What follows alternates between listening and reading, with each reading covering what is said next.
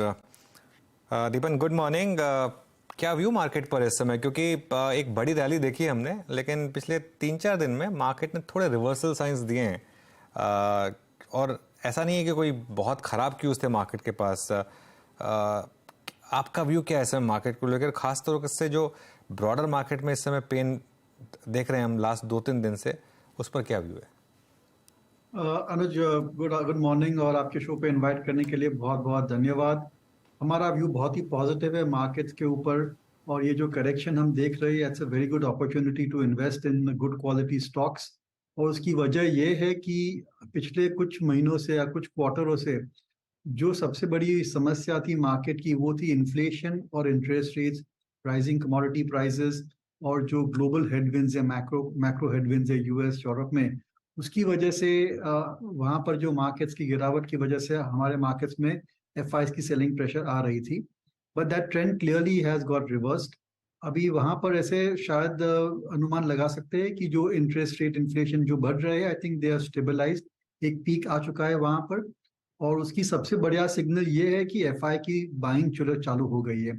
और ये बहुत ही अच्छी डेवलपमेंट है। और अगर इस ट्रेंड जारी रहती है, if this trend strengthens, then it is very good for our markets, क्योंकि अंडरलाइन फंडामेंटल्स तो हमारे मार्केट्स के अच्छे ही थे। लेकिन जो रिलेंटलेस सेलिंग आ रही थी, that was what was keeping the stocks pin down. लेकिन अगर उनकी भी बाइंग आ जाती है और हमारे जो लोकल डोमेस्टिक सेविंग्स है उनकी भी लिक्विडिटी आ रही है मार्केट्स में, फंडामेंटल्स भी रिमेनिंग स्टेबल, ये अर्निंग सीजन भी अच्छा जा चुका है, तो I think on the whole the picture looks very positive. And I think के शायद 1-2 महीने में we should be able to see new all time highs for the market. वैसे भी मानसून सीजन सबसे बढ़िया रहता है for stock markets. So I'm very hopeful that we may see a very good rally over the next few weeks or months. चलिए फिर, ये हो गई बात मार्केट की। आज आईटी में ज़बरदस्त तेज़ी है दीपन। क्या लग रहा है यहाँ पर कि मार्केट थोड़ा सा ये मान रहा है कि चलिए जितनी वीकनेस होनी थी हो चुकी है, अब थोड़ा सा यहाँ पर एक सेकंड लुक दिया जाए? लार्ज कैप आईटी में आज इवन वीक मार्केट में सभी स्टॉक्स डे हाई पर।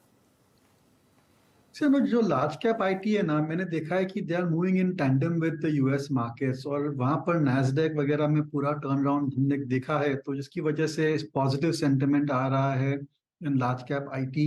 और जिस हिसाब से फॉरेन फ्लोज भी आ रहे हैं, आई थिंक आई सस्पेक्ट के जो ईटीएफ फ्लोज भी हमारे मार्केट्स में आ रहे हैं, they typically want to buy high index stocks और आईटीसी जैसे आईटी कंपनी जैसे कि TCS, Infosys, they anywhere very high weightage in the index, or so they are benefiting from ETF flows which are coming into the market. उसके अलावा I think अगर आप देखेंगे कि when we entered this earning season, अनुज, सब लोग लग रहा था कि आईटी के नतीजे अच्छे नहीं आएंगे, there will be pressure on the top line, and on the whole we should expect not so good results from the sector. But apart from Infosys, I think सभी आईटी कंपनीज के आंकड़े अच्छे आए हैं। और mid cap IT companies have really done very well. और आश्चर्य की बात यह है कि ऐसे कई मिड कैप आईटी स्टॉक्स भी है which are hitting all time और 52 वीक हाई। तो आई थिंक दैट जो हमारी फियर थी कि because of macro economic factors US और यूरोप में आईटी स्पेंड्स कम होगी, उसका सीधा सीधा नेगेटिव इफेक्ट हमारे आईटी स्टॉक्स पे आएगा। I think that particular trend is not yet visible in the earnings. और अगर वहां पर धीरे धीरे सुधार हो जाता है as far as their economy is concern, तो शायद आईटी स्टॉक्स को एक या दो क्वार्टर की थोड़ी दबाव देखने को मिल सकती है। But there after I think they are in a structurally very positive zone. और आईटी स्पेंड्स तो बढ़ने वाली ही है। और ये जो नया एआई का जो चैट जीपीटी, आर्टिफिशियल इंटेलिजेंस, ये एक बड़ी ट्रिगर हो सकती है आईटी स्टॉक्स के लिए। And that can drive a very high level of IT spends across the board, जिसका फायदा इंडियन सॉफ्टवेयर कंपनीज को मिल सकता है। This is equal to like what we saw in the past, जैसे Y2K था, फिर इंटरनेट था, उसके बाद remote infrastructure management, application maintenance, और अभी ये नया एक पूरा ट्रेंड चालू हो गया आईटी में, जिसकी वजह से आईटी स्पेंड्स बढ़ सकती है। अच्छा दीपन जी, आप हर बार आते हैं तो क्लोजिंग में, ओपनिंग में आपसे बाजार पे बात होती है, सेक्टर से बात होती है। थोड़ा हट के बात करते हैं, आज शुक्रवार मूड में हैं हम सब लोग। आपकी वो मैराथन की फोटोग्राफ्स देखी थी मैंने। ये बताइए आप वीकेंड कैसे स्पेंड करते हैं? Ultimately my question will go to PVR. ये अपने इस दौर के नए लो पे है। क्या वीकेंड के एंटरटेनमेंट की थीम बदल गई है? अब क्या ओटीटी ने कैप्चर कर लिया आपके वीकेंड को? और पीवीआर पे आपका आउटलुक क्या है? फिर मैं क्यूएसआर पे भी आऊँगा धीरे धीरे। First of all I think coming specifically to my weekends, ये जो मई का महीना है अपना स्टॉक ब्रोकर्स पर्सपेक्टिव बहुत ही बिजी रहता है कि बहुत सारी कंप्लायंस डेडलाइंस रहती है. But that notwithstanding, coming specifically, मैं I can be frank and tell you कि मैं कई महीनों तक पीवीआर नहीं गया हूँ. And I find it very surprising that I'm not missing anything, I mean, per se. Call it a lack of content, call it just हाँ. that we're getting good entertainment at home. But I've not gone to PVR. I suspect कि जो मेरे generation के लोग हैं या even the millennials or Generation Z, they are going less and less to the multiplexes. और ये एक structural problem हो गई है with these theater companies. So I'd be very cautious over that. Exactly यही पॉइंट है, कंटेंट की कमी, और स्पेशली वो जो सिनेमा को देखने की कॉस्ट है. मतलब एक मूवी की कॉस्ट आपकी टोटल स्पेंडिंग का 50% है, और आई थिंक 60% जो है वो वहाँ का खाना पीना. अच्छा, अल्टीमेटली दीपन जी, अब ये क्यूएसआर सेगमेंट में आते हैं. जिस प्रकार के जुबलेंट के नंबर्स रहे, या फिर यहाँ पे जिस प्रकार से कुछ जो मैनेजमेंट्स है वो एग्जिट ढूंढ रही हैं, आपका क्यूएसआर पे टेक क्या है? और लीडर्स लाइक वेस्ट लाइफ, क्या डोमिनेंस उनकी अभी भी रहेगी? क्या बाय करना चाहेंगे? और जोमेटो पे आपका कॉल क्या है इस वक्त, जो आपका एक कन्विक्शन आइडिया भी रहा है हिस्टोरिकली? देखिए, वे वेरी पॉजिटिव ऑन क्यूएसआर. मैं मानता हूं कि ये क्वार्टर उनके लिए इतना अच्छा नहीं था, स्पेशली फॉर जुबलेंट फूडवर्क्स और देवयानी, स्पेशली जो पिज्जा कैटेगरी थी और जहां पर बहुत ज्यादा नेटवर्क ऑलरेडी बिल्ड कर चुकी है companies. They are facing some headwinds as far as spending is concern, but मेरे ख्याल से ये टेम्पररी है और long term prospects QSR industry के बहुत ही बढ़िया है. There is a long way for them to penetrate into tier 2 tier 3.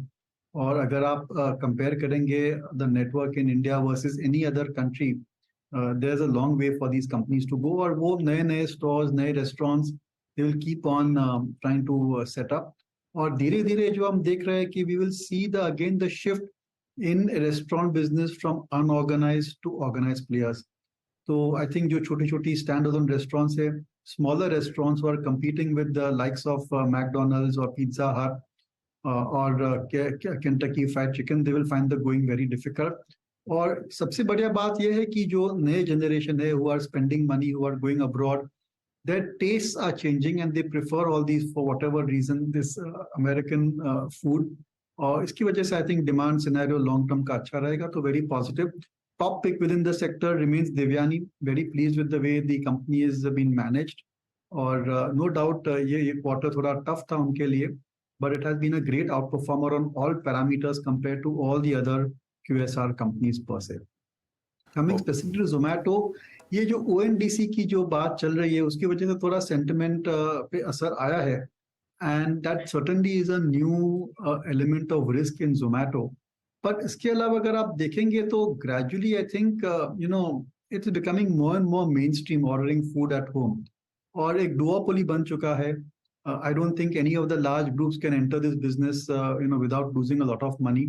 और जोमेटो की जो प्लेज है मैनेजमेंट की, they will start getting at least the food delivery business in a few quarters, they start contributing positively. That could be a big trigger factor. और जो सबसे बड़ा drag है इज ब्लिंकिट. पर अगर आप देखेंगे the volumes over there are doing very well. So अब एक जोमेटो को आप एक ऑप्शन के तौर पे खरीद सकते हैं कि अगर ये चल गया, अगर ये पूरा बिजनेस मॉडल प्रॉफिटेबल हो जाता है, तो I think this can be a multi bagger over the next 3 to 5 years और सो. और अगर नहीं भी चलता है तो then at least you should cover your bets and not be invested very heavily in a concept stock like Zomato. Okay Deepan, एक बड़ी रैली रही है ऑटो स्टॉक्स में, ऑटो और ऑटो एंसिलरी में. यहाँ पर क्या अभी भी मौके हैं? बिल्कुल अनुज, आई थिंक आप सिलेक्टिवली ऑटो एंसिलरी खरीद सकते हैं. और मेरी राय में ऑटो एंसिलरी में इतनी अच्छी उछाल अभी तक देखने को नहीं मिली है. I think they will always be a lag compare to the OEMs. और लेकिन ऑटो में भी अच्छे प्रोस्पेक्ट्स है. With usual disclosure we and our clients are invested. जो मिंडा ग्रुप कंपनीज है, मिंडा कॉप और Uno Minda, we are very positive on them. Auto ancillary में खाली एक ही चीज की ध्यान रखनी चाहिए कि जो भी आप स्टॉक खरीदो वहां पर make sure that they are not supplying engine parts. क्योंकि जो इंटरनल कंबशन इंजन है वहां पर जरूर से कुछ थ्रेट आ सकती है over the next 3 to 5 years और सो. और उसकी वजह से सेंटिमेंट बिगड़ सकता है. और वहां का जो कंपनीज ये पार्ट सप्लाई कर रही है उनकी प्राइस टू अर्निंग मल्टीपल पे असर आ सकता है. ऑल्दो अर्निंग्स में भी प्रीटी मच फाइन, क्योंकि जो ईवी की जो ट्रेंड है that is more in the future. So very positive on auto ancillaries per se. Auto OEM में go for the four wheelers I feel. Maruti के नतीजे हमने देखे थे बहुत बढ़िया आ रहे. Company wants to double its capacity और जो उनकी प्रोडक्ट में कुछ डिफिशिएंसीज थी, I think they have completely filled up those gaps और अभी आज की तारीख में they are increasing market share in the UV segment. That's very positive. Mahindra and Mahindra because of its EV play और Tata motors I must say I been negative on the stock, but जिस हिसाब से JLR के नंबर्स आए हैं I been pleasantly surprise, but that is a very volatile company in terms of earnings. The companies I want to avoid are likes of maybe Hero MotoCorp and Bajaj Auto, although they came with good set of numbers. क्योंकि मेरे ख्याल से धीरे धीरे two wheeler market थोड़ा mature हो रहा है, but export opportunities opening up. So on the whole I think आप ओवरवेट रह सकते हैं ऑटो सेक्टर के लिए. But again usual disclosure top picks would be Maruti, Mahindra and Eicher Motors. आप आयशर मोटर्स के नतीजे देखिए बहुत बड़े आए हैं and they are again I think they have gone on to a new growth path. अच्छा दीपन सर, पॉसिबली आखिरी प्रश्न आपसे, HFCs या फिर या फिर हाउसिंग या NBFCs, छोटी NBFCs में या फिर स्मॉल फाइनेंस बैंक में इस क्वार्टर में या फिर बीते 3 महीने में स्मॉल फाइनेंस बैंक्स ने अच्छा किया. For instance AU small finance bank जो कि अभी भी अपने करियर के हाईएस्ट ट्रैजेक्टरी में ट्रेड कर रहा है. कोई यहाँ स्क्रिप्ट जिसको चेज कर रहे हो आप लोग या फिर पॉजिटिव आउटलुक हो? देखिए NBFC एक बहुत ही इंटरेस्टिंग सेक्टर है और वहां पर हमारी strategy is very crystal clear. We want to buy some of the larger NBFCs जो सभी प्रोडक्ट्स ऑफर कर रहे हैं, सभी लोन प्रोडक्ट्स ऑफर कर रहे हैं, जैसे कि बजाज फाइनेंस है या फिर चोलामंडलम है.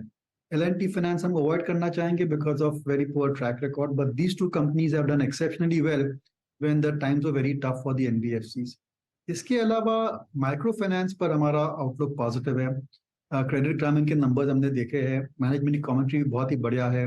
तो क्रेडिट एक्सेस है, स्पेंडाना है, I think these two companies certainly worth mentioning over here. So broadly we want to be in the best quality and we want to be in micro finance per se. इसके अलावा I think largely अगर आप जो lending business में आप invest करना चाहेंगे तो there are better opportunities on the bank side. और बैंक्स में तो इतनी सारी चॉइसेस है कि आप पिक एंड चूज कर सकते हैं depending upon your risk factor और रिस्क एपेटाइट. अगर आप रिस्क फ्री इन्वेस्ट करना चाहेंगे तो HDFC, ICICI, Axis Bank looks the best of the three if you ask me because of the return valuation ratios.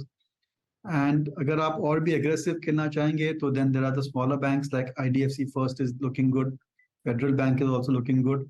और PSU बैंक्स में अच्छी खासी ट्रेडिंग रैली हम देख रहे हैं, नतीजे अच्छे आए हैं. तो एक्चुअली बैंक्स के अंदर तो एक ब्लू स्काई सिनेरियो है एंड आई थिंक मेरे ख्याल से banks will be able to gain market share the expense of NBFC. So NBFC में थोड़ा आपको पिक एंड चूज करना पड़ेगा to get into the right kind of stocks, companies which can raise money at very attractive interest rates. Deepan ji बहुत बहुत शुक्रिया आप इस कार्यक्रम में शामिल हुए और हैव अ नाइस वीकेंड और अच्छा सप्ताहांत रहे. एक OTT पे कोई सजेशन है वीकेंड पे, क्या देखेंगे आप या फिर क्या देखना चाहिए या फिर आपके दिल के नजदीक क्या है? देखिए एक if I can take 1 minute of your time, see what happened. ये जो बहुत बढ़िया आई है मिसेस बैनर्जी वर्सेस नॉर्वे, ठीक है, ये PVR में भी आई थी लेकिन we didn't see it over there, but I am watching it just now on OTT. It has come on Netflix. So, this is the trend, that you don't have the urge to go to a multiplex. The same movies are coming in a few weeks on OTT and you can watch it in a leisurely manner from your home. So that's how entertainment trends are changing. Mrs. Chatterjee versus Norway. मेरे ख्याल से Netflix पे है ये. खैर बहुत बहुत शुक्रिया दीपन सर, इस कार्यक्रम में आप शामिल हुए. सभी स्टॉक्स पे, इंडस्ट्रीज पे, सेक्टर्स पे अपनी राय रखी. आपने बहुत बहुत शुक्रिया.